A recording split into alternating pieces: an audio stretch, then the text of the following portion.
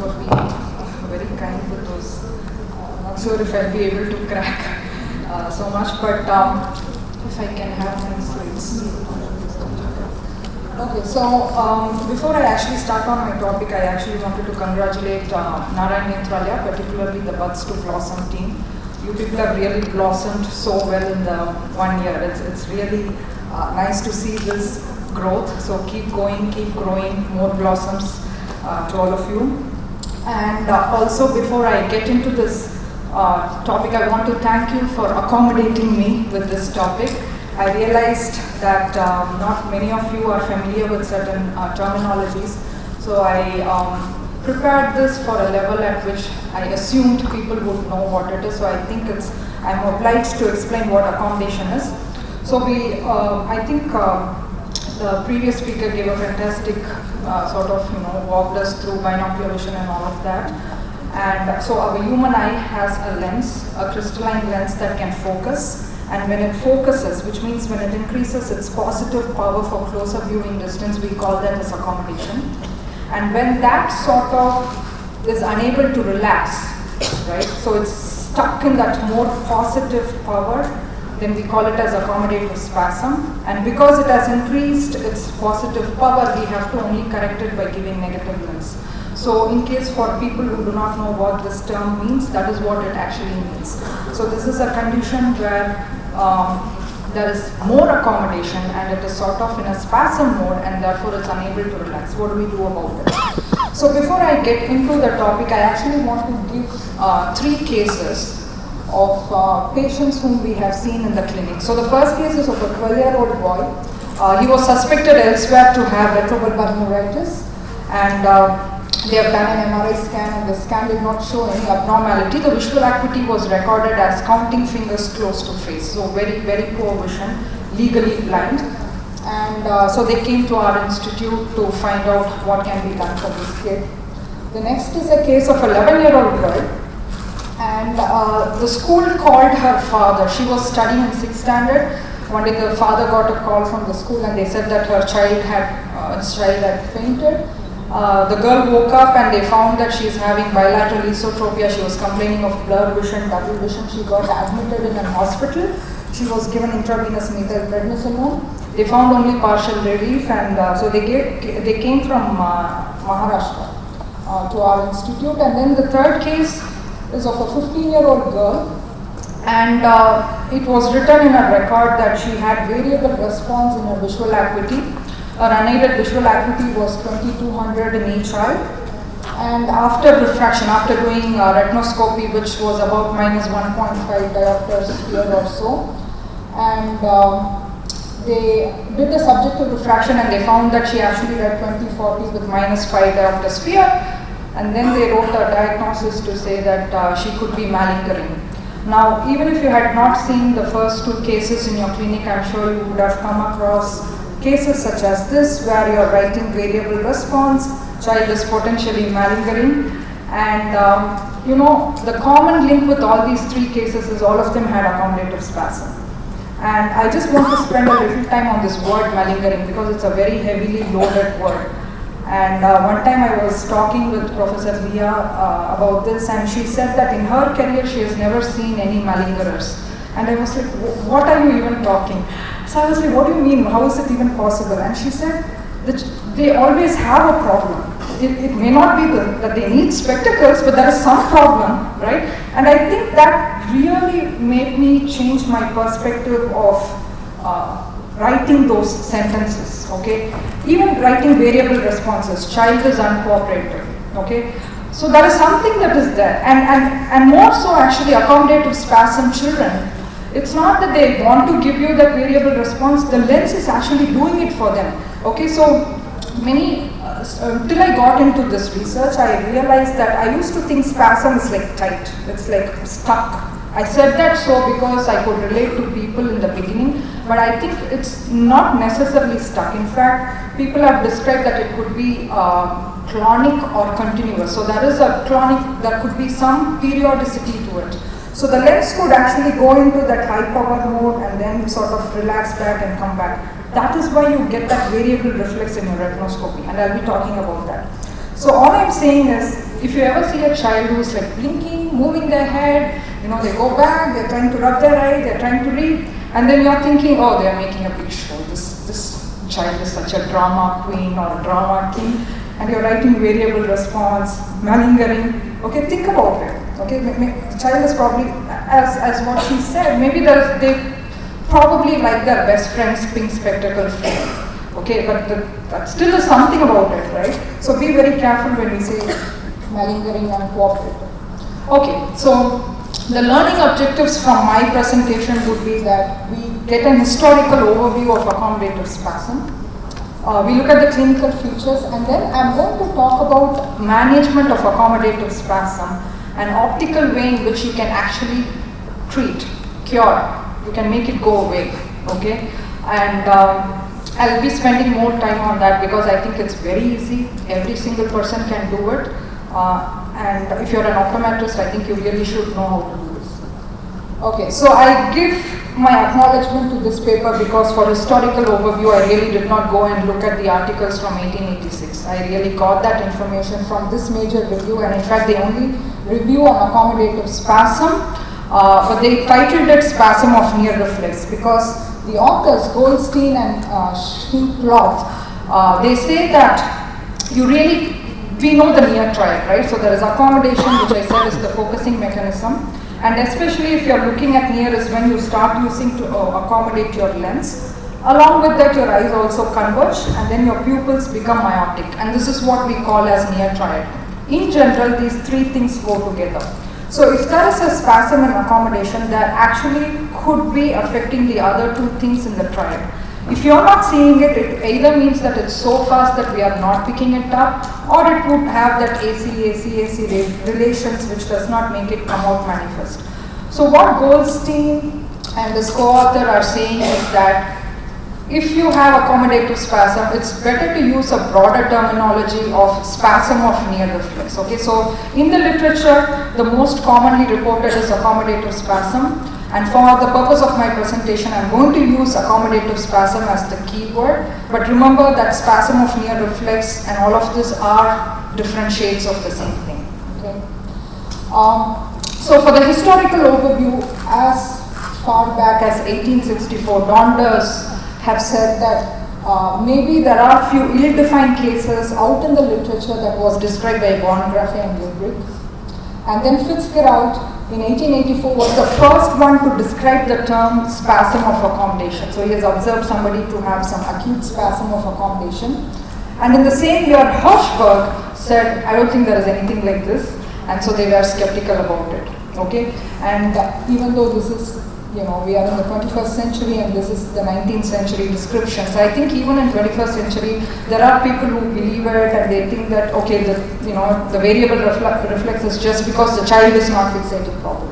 So I think the controversy still exists. And in 1917, Peyton was the one who sort of figured out that the apparent myopia, the high minus, actually disappears when the eye is atropianized. So this is the lineage in which accommodative spasm has come over in the literature.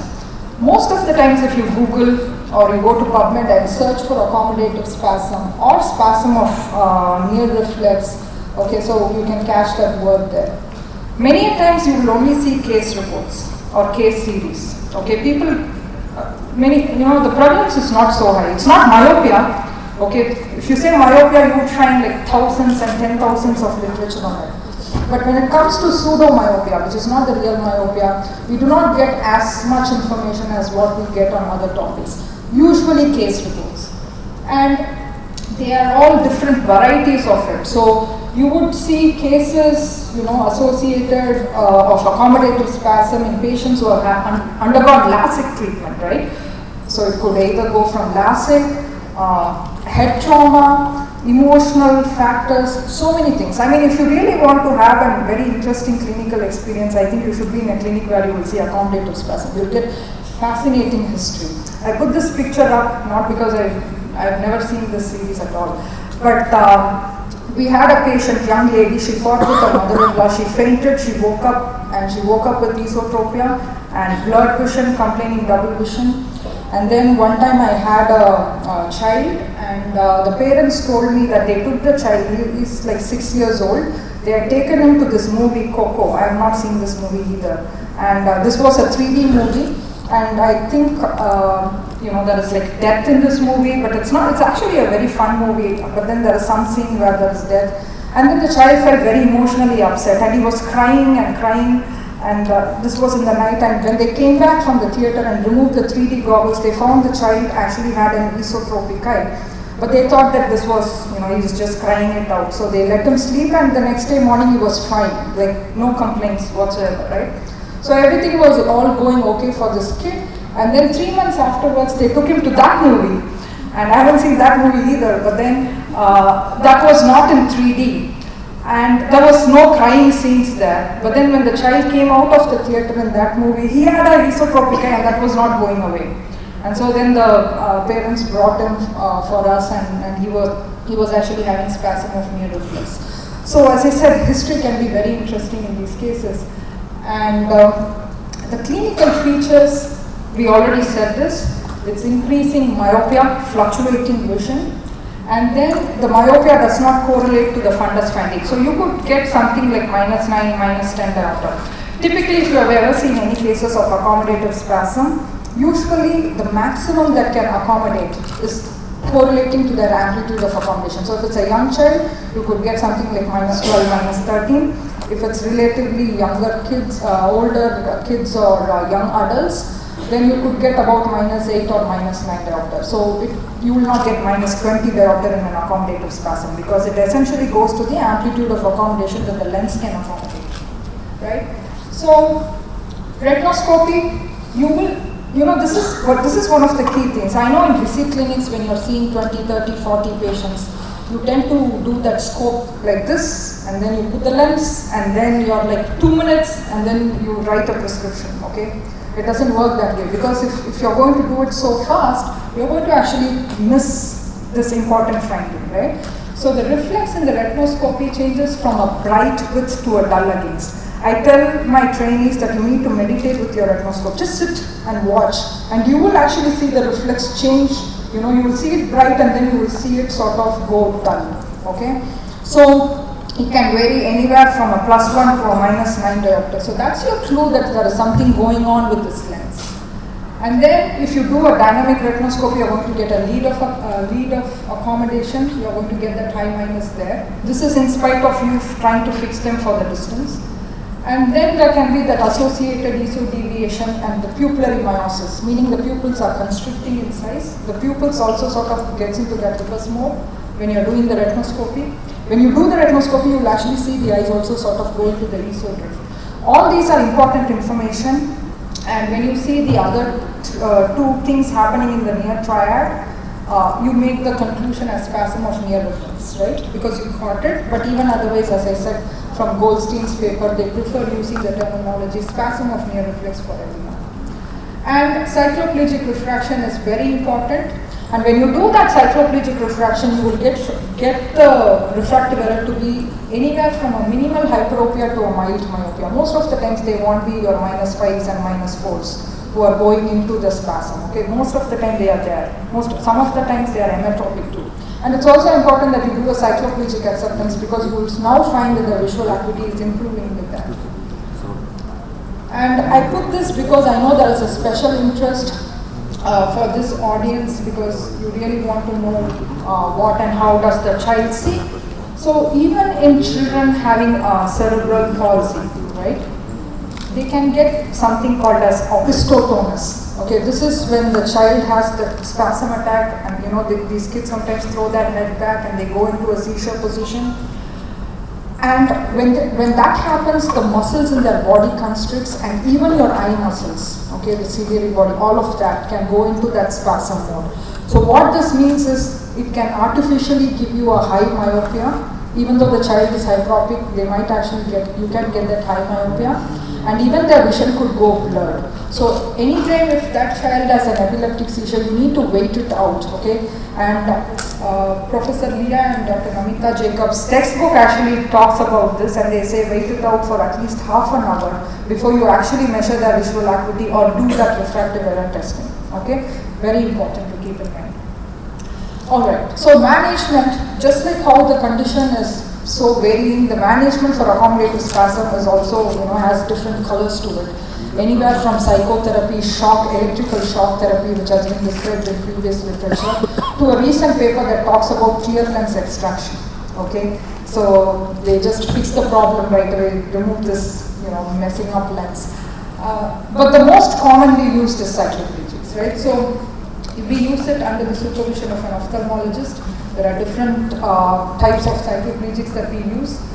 The preferred one is atropine in case if you find a strong accommodative spasm child. I'm not going to go over this list, but you can see you already probably know which is the strongest, what's the onset and how long does the cycloplegic effect last, and then the adverse reactions that are associated with this. And so all of this is there, right? And the moment we put that child on atropine, it's not going to be easy for the child because it's a child. So they have to go out in the sun, play, and that's going to become a problem with their dilated pupils. And they would, of course, require the near reading addition. But think about it. So it's not just near reading addition. They need for their intermediate distance also, but we never give progressive lenses. So the other thing that I said earlier in my presentation is what I was going to emphasize more, which is the optical therapy. So I put this in a paper that came out just very recently, hot out of the press. It's published in a journal called Optometry and Visual Performance. So if you're into binocular vision, orthoptics, that sort of line, and if you want to follow the recent research in this area, this is a good journal to refer, Optometry and Visual Performance. It gets published every 3 months, and it is also freely available, so you don't have to have paid subscription for this. So in this, I describe 2 cases in which we find that when we do this particular optical therapy, you can actually relieve the patient of their accommodative spasm. Okay, the way this works, it sort of is little dependent on Borish delayed subjective test. So this is a test that Professor Irwin Borish, an optometrist, described in 1945. Now and he actually described it not for spasm patients, but he described it to be done on those hyperopic patients who would not accept their full plus. So here is a young person who has asthenopic symptoms, headache, all of that. But then you do the retinoscopy, you get +3 diopter sphere. And when you try to do the regular fogging procedure, they probably would only accept +1, and they read 20/20 or 6/6. And then when you try to even push that +0.5, they say it's all blurred. Okay, retinoscopy +3, acceptance +1. Do they have accommodative spasm? No. Okay, this is accommodative excess, and they are unable to relax. If they continue on that mode, they are probably prone to developing accommodative spasm. So Borish described this technique to relax somebody's accommodation in order to facilitate to push for more plus. You might be seeing patients like this in your clinic too, where you're unable to actually give them the plus that you're getting in the cycloplegic retinoscopy also. And so is the case for myopes too, if you think about it, okay? Your retinoscopy was only -2, but they are taking a -3 to reach 6/6, okay? Once again, your end goal is not your 20/20 or 6/6 visual acuity. Your end goal is that you need to give them a comfortable vision, okay? So if your retinoscopy is not showing you that high minus, do not push it. And the reason I'm emphasizing this is because many of the patients who come to us who get into the spasm are people who have been over-minused, and the big culprit for this is the autorefractors, because you do cycloplegic and then you do autorefraction, you're good on that. Okay, but if you're just doing the dry AR, then it really shows artificial high minus. Okay, so in Borish, the original Borish delayed subjective test, you do the objective refraction, and then you do the subjective refraction. Okay, so you have tried the fogging, and then they accept whatever that they accept. And then you do the negative relative accommodation. So say for example, let's take the same example of the +3 on your retinoscopy, and then the patient accepted +1, right? So they read 20/20 +1, nothing more beyond that. Now you do that negative relative accommodation, and you have a workshop in the afternoon in which I think that they are going to teach you how to do the NRA procedure. What this means is, how much of accommodation can you relax? So you ask this patient to read a near target, you start adding binocularly plus lenses in steps of 0.25 diopter space. So you put 0.25, then you put a plus 0.5 binocularly, remove the plus 0.25, add the plus 0.75, remove the 0.5, right? So you go on till when the patient says, this is blurred, I cannot read any further. It's also important that you flip the chart and show them a different text, so that way they are not blurred adapted to the previous, okay? If you're holding the material at 40 centimeter, the typical NRA that we expect should be anywhere from plus 2.25 to plus 2.5. In case if you're getting plus 3, that means that they still had uncorrected hyperopia, which they did not relax out. In the NRA procedure that you're going to do for this patient, they probably might take that more plus, which means that now they are slowly relaxing out, okay? So you do the NRA, and with whatever NRA that you have in the trial frame, you once again show them the distance acuity. So they had read 20/20, but now this patient who originally accepted plus 1 is now sitting with about plus 3. Okay, so you show them with the plus 3, you show them the 20/20, and you binocularly defog.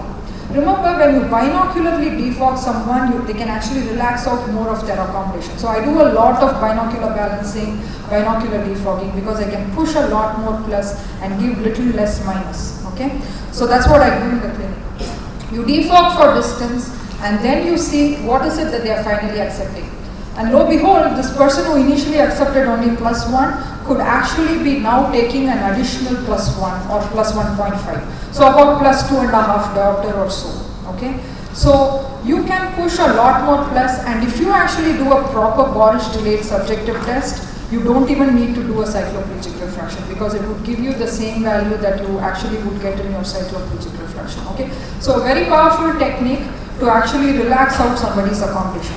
Now, with accommodative spasm, the trouble is, first of all, you don't know what their objective refraction is, right? Because it's varying all over the place. It's plus 1, minus 9. So how do you know what that objective refraction is? On what basis are you going to do the subjective refraction? Because you could give that minus 9 and they probably improve from 2200 to 20/60 or something like that. Okay, so it's very difficult to do that. And NRA, forget it, they probably have to hold the book this close.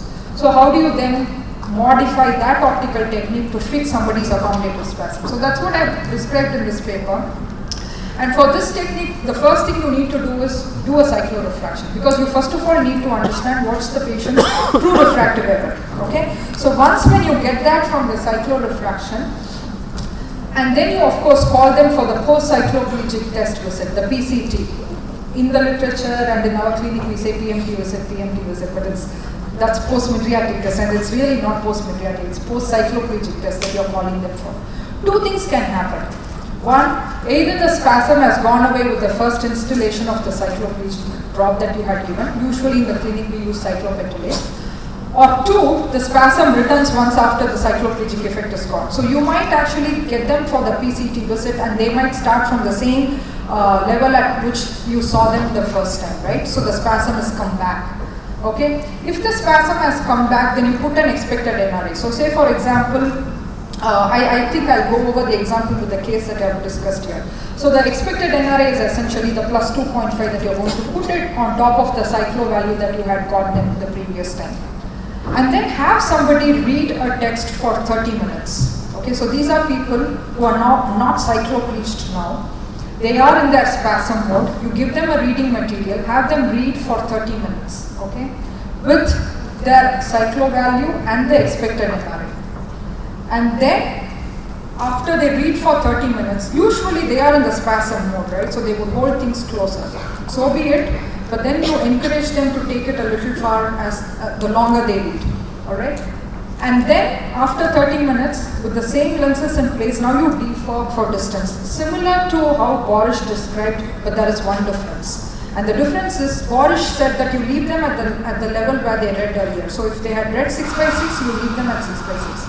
On the contrary, what I do is I show them the target that they can actually see. So if it is 20/500 or whatever your comp log charts, whatever chart that you are using, the maximum font that they can see, show them that.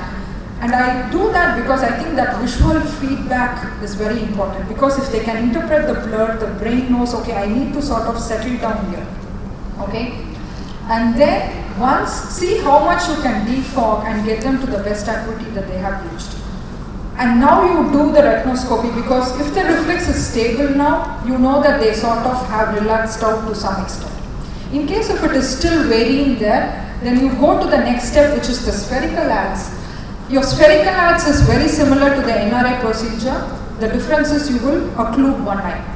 By occluding one eye, you are actually opening the loop for the vergence, right? So you actually break fusion, and now you're only operating on the accommodation domain. And then you're going to do the plus lenses, relax, and I also do the minus lenses. I make them I disaccommodate them, then I make them accommodate, and then again I step back and go back to wherever the original level is, or maybe I leave them with a plus 0.5, okay? And spherical ads, you do it for each eye. So it's almost like double stepping, okay? And then when you come back and check visual acuity, they usually go back to their best visual acuity. And they would have been a lot more relaxed. So in the paper, I talk about 2 cases, but I would present here one case. So this is 14-year-old male, and 2200 each eye, retinoscopy minus 7-ish, cycloplegic refraction plus 1. Okay, so definitely a hyperope who has sort of kicked into spasm and showing very high minus there. And in cycloplegic refraction under plano, this child was able to read 20 by 25, so 6 by 9. And then the post-cycloplegic visit, the child again goes back into the spasm mode. Okay, so the same 2200.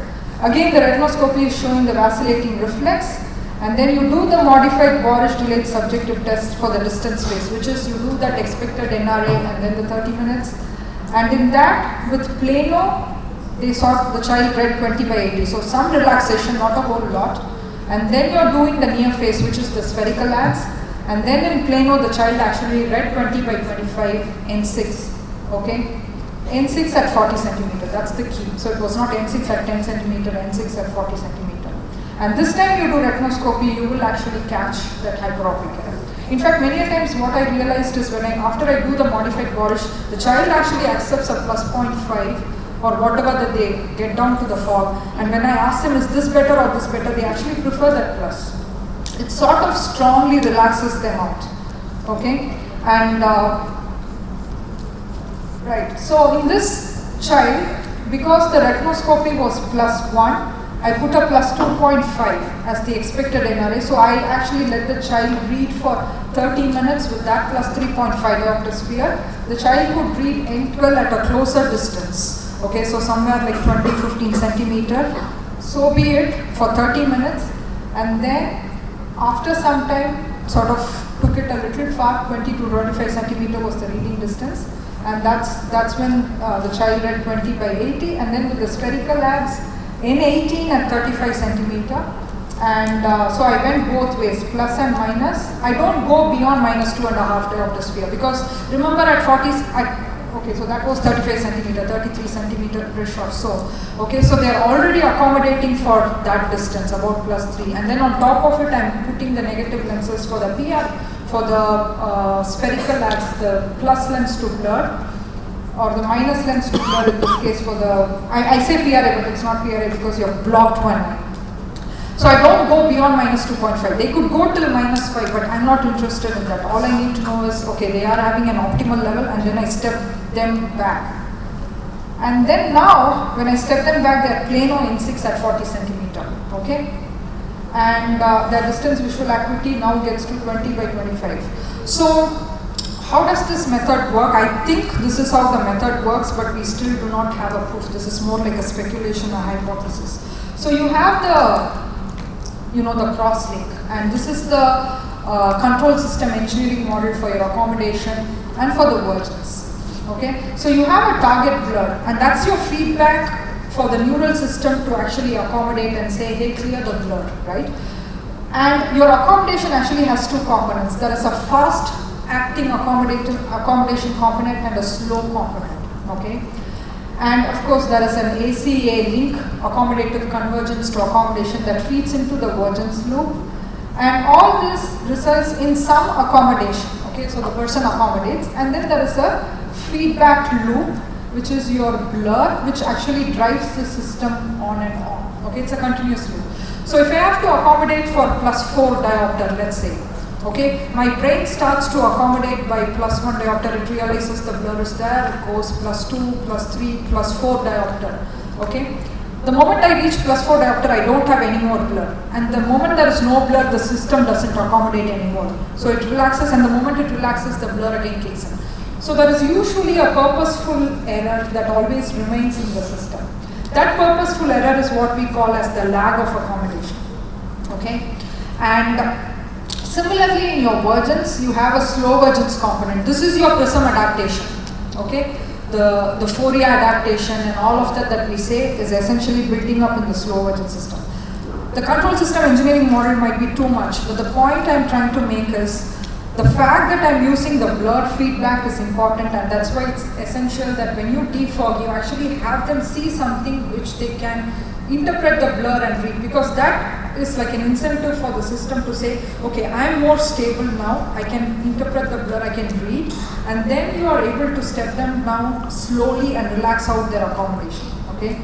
So once after they come back and they are relaxed, okay, so these are patients on whom I have never given atropine at all. They are fixed because they are able to relax, but there is a propensity in their system to sort of go back into that mode. So we put them on vision therapy, essentially giving accommodative flippers, because that helps them to clear the blur and then, you know, accommodate, disaccommodate, so they learn how to do it. And you know, that's essentially to say they can interpret the blur and they can sort of stabilize on their system more effectively. And if you don't have a flipper, you can actually give a hard chart, very simple, you know, different font sizes, big ones, small ones. You can give that as an home exercise for the patients. You can call them back after 3 months, review them. You can do an entire orthoptic workup in that visit where you can measure their NRA, PRA, measure their near point of convergence. Many a times I find some of the patients who have convergence insufficiency, in order to keep their eyes converged, they accommodate more to kick in the ACA, and they slip into spasm. So many a times you would find they actually were CI patients showing an exo deviation, but then they would have presented to you with an ESO in the clinic. Okay, so these are important, and so I hope, and I'll be happy to talk further on this. In case if you have any questions, I think we break for tea at 10:45ish. Yeah, so we have 5 minutes. So if you have any questions. So remember, this is important. Just because somebody is giving you a variable response, you know, don't think they are malingering. Do consider accommodative fluctuations, very important. And always ask for cycloplegic refraction.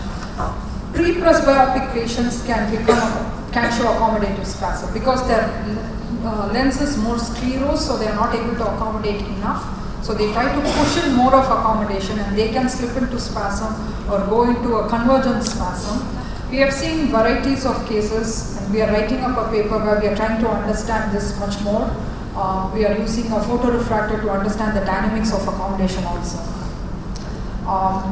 And this is also important. Do look for that quality, and yeah, check on ocular alignment. So don't think cycloplegic refraction is only reserved for pediatric patients. Okay, anytime if you have patients for whom it's not making sense between your objective and subjective refraction, do ask for cycloplegic refraction. Okay? Questions? Excuse me? Yeah. How important do you think is counseling for these children? Like, most of them come with accommodative spasm during exams, emotional stress. Do you think it's important to even counsel them, wait it out, and then do all this? Rather than just the optical correction? Your optical thing is only a regular OPD thing, right? So you don't even, the time you're spending in counseling, you can do this and you can fix it for them. That's one. But I understand the importance of counseling, because many, I think I was talking to Dr. Bhanumati, and she was saying that the cases whom she sees are children in their 10th, 11th, 12th, very stressed, a lot of exam pressure and all that. We have had children for whom we had to give atropine, give that +3, and have the 15-year-old, the third case that I showed you, she wrote her 10th board exams with her atropine, eye drops and bifocal. So that is how she cleared the exams, okay. The good thing with this is not a big pathology, it's not retinoblastoma, right? So that's the good thing. So give them the good news always. And the next thing is, yes, your eyes are stressed out. We'll have to figure out why that happened. Sometimes I find in the history, parents say that the child lies down and sleeps. Reads the book. They're in the sleeping supine posture or prone posture, and then they are reading books. So discourage them from that.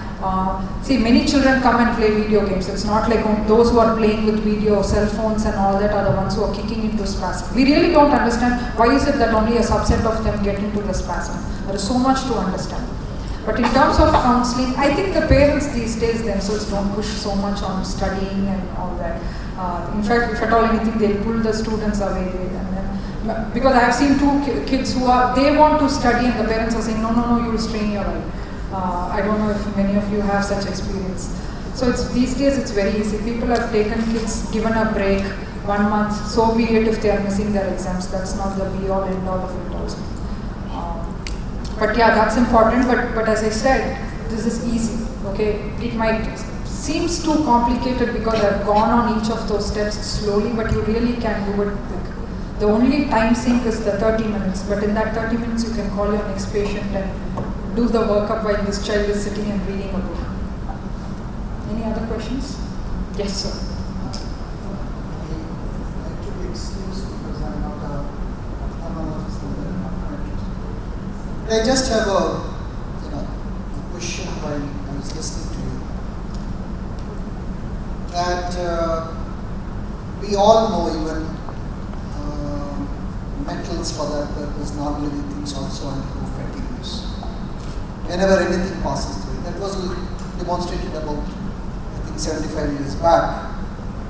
That plants, animals, anything, they all undergo fatigueness when you pass through it.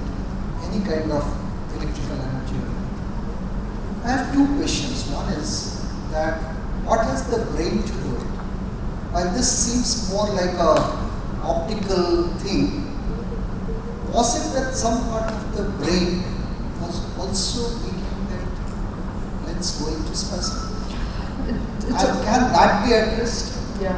No, it's a very good question because I think I deleted that slide. I had this slide where people have said it's functional in origin and organic in origin. So there are certain disease conditions that can give rise to the spasm. That's including, I think, some cyst and tumor and all that. That's like pressing on those neural centers that are actually releasing the input for the system to accommodate. So that's the pathological, and there is a reason why that's happening. But then in terms of the functional origin, like emotional disturbance, and there are literature that says that death of a spouse or a pet animal has triggered accommodative spasm. And we have seen few, like, the example that I showed of the daughter-in-law, mother-in-law fight, and they have gone into that. I had a child whose parents underwent, had a divorce, and then the child was put in a hostel, and then the child had spasm. I don't know which part of the emotional thing is actually triggering them to go into this. But then you also have the other variety of presentations where the eyes have to converge, and sometimes when you accommodate, that facilitates convergence, and there is a reason why that went into spasm. In terms of the brain centers which are actually triggering it, the only pathway we could go back would be to trace the accommodation pathway itself and see where that is. I think Professor Leah made a point here in his poster, right? So that's just the primary visual pathway. It ends at the visual cortex, but then there are so many other regions in the brain, frontal cortex, for you to focus and stay on attention, right? Decision making, all of that. We don't know from where these signals are coming, because all of this comes down to your motor area, and that's what is actually triggering, your eye movements and your accommodation. So I think there is a lot to understand in this, and I think this is a long-winded way of saying I don't know what the answer is to the question you asked. So I have a PT and a PT presentation, before T and after T presentation. So it's 10:47. I'm happy to take questions, or yeah, you have a question. So as I have some question regarding that. Usually we see, as Dr. Bhanumati said, whenever they finish their exams and come back to us, they'll be having huge myopic shift where they are really hyperopic patients. And basically what we do is, Like they will be on preparing to the other exams, so they will not be able to go for cycloplegic refraction and then all those complications. So basically, what we do is we'll go for a dynamic retinoscopy. We'll find out. Some cases it's really not possible to do the dynamic retinoscopy. So usually, if it's possible, we'll do the dynamic retinoscopy. We'll find out the number and we'll give a plus lens trial. We'll make them to sit outside and read for a few minutes the near objects, and again we'll recheck their vision. Where it was less than 6/60, also comes to 6/6 with the trial lenses. So, ma'am, what is your opinion on like whether we'll have to continue in that same way or some other options where we can implement? Like where the cycloplegic refraction is not really possible to do. Yeah, so if you're not able to do, so the child has an exam on Monday, they're coming to you on a Saturday, right? And they don't want to get cycloplegic. Yeah, you can do the Borish delayed, and that's an excellent thing to sort of relax out, and you can uncover what exactly the child's refractive error is. Now the other thing is, there are kids, and see, especially when they're going to write their exams, you sort of fix them ergonomically, right? What is it that you can offer for them to read and write their exams? It's okay if they have a blurred vision for distance, because they're not going to copy anything from the blackboard, okay? So many a times we just give them temporary spectacles that will help them get through the exam phase. We tell the parents very clearly that this is only temporary spectacles, and then we are going to, figure it out after their exams. So that has happened also. So I think you asked a question and you also answered, because you're already doing the Borish, then that's good. That's what you should do. We do, ma'am. Basically, what the problem we are facing again, this reoccurs. This reoccurs. Like once we will give the treatment, we'll go back. So another before the another exams, they comes back to us. We have had follow-ups on some of these patients for 2 years, and I had seen a child in 8th grade and he slipped into this, and then post the therapy and flippers and all that, the father brings him from Nasik, and in the railway station he asked him to read a signboard. And if he can read, he knows his acuity is stable. Because in the follow-up visits, when they brought, the father came and said, I think his problem is gone because he can read the signboard. The kid went to 12th grade, okay, and then he had this spasm kick in. And they came back just to make sure that, they don't want to face this, because he actually had spasm of near reflex. He was on 3 months of atropine. In fact, he was the first case on whom I figured out I could actually do this and this therapy works. So they came back, and then on their own they started back the flipper, but they just wanted reassurance. So we said, yeah, you're doing the right thing. So flippers, it might seem very simple, but it's actually pretty powerful to stabilize your accommodation. Okay, so put them on the flipper, follow up. The recurrence can come only if something else has happened. But we have minimum 2 years follow-up, and they haven't. Even if it occurs, it can be fixed with flipper. They don't have to go back to operating. Earlier you would see this exam myopia, but now it's not exam myopia alone. Throughout the year you see this spasms, especially in the 10th, 11th and 12th period. So what they are telling is they just come before the exam. There is a slight change in myopia. Variable is due to spasm. Right. At 15 it doesn't shift so much. I tell them, you finish your exams, relax fully after a week or 2, then come back. Yeah. Because you're not looking at the board anymore, you're looking at your books. Whatever glasses you have, better stick to that. Absolutely, and I think that's the way to do it also. We had a ophthalmologist son who was preparing for his 12th exam, and they thought that his power increased, okay? And we said, no, this is a bad time for you to decide on change of spectacles. So we did exactly what you did, essentially wait it out. The thing is, your system actually is trying to figure out what's the best thing to do here, okay? So the way the control system works is it sets a gain factor, okay? If let's say in all my waking hours, this is the distance at which I am operating, the system says, hey, it's very difficult for me to keep going on the fast mode, okay? So let me readjust my gain and put that slow component in phase. And what that slow component is telling me is that I need to be more myopic, okay? In a way, if you think about the epidemiology and the epidemic of myopia, why is it that more children are becoming myopic, right, in evolution right now? Chinese kids, 90% of them are like wearing spectacles. Okay, that's because that's what you're always looking at. So you're evolutionarily, you're sort of doing that. In a way, this is like a short burst of evolutionary adaptation because they're having an exam, and that's the only thing that they're looking at, right? So that's how I see it. Other than relaxation is mobile. Again, that's a And that's a So new they don't gadget. seem to go out. So actually, the CBSE board has come up with a rule from 9th onwards. They need to spend 1 hour outside, which most of the schools are not following. I asked most of the students, in that 1 hour period, either the maths teacher or the science teacher takes over. They do coverage.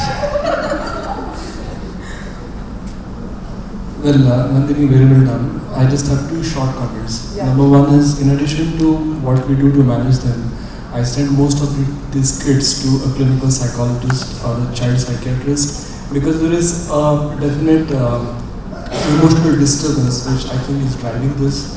So we treat it as ophthalmologists. We have been trained to treat it with a psychologic and this innovative way that you have shown.